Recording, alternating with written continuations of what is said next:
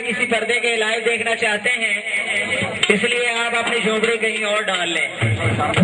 तो आप मोहम्मद अरशद छल्ला को एक मरतबा फिर से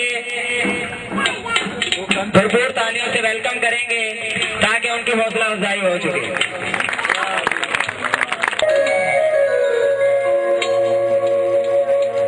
हो जमन पुत्र ते रखिए हो विच कब्जे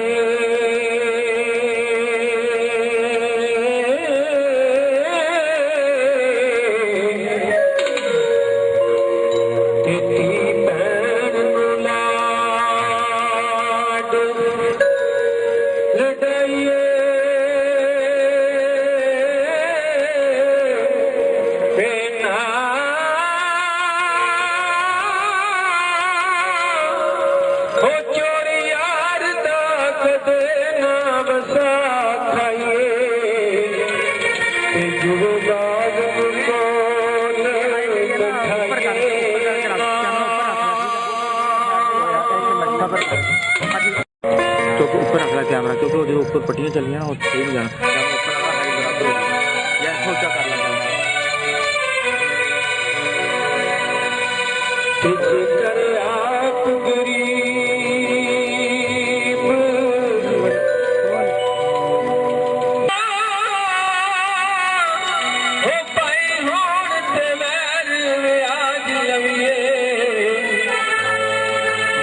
छुट्टियां कला के जाइए ना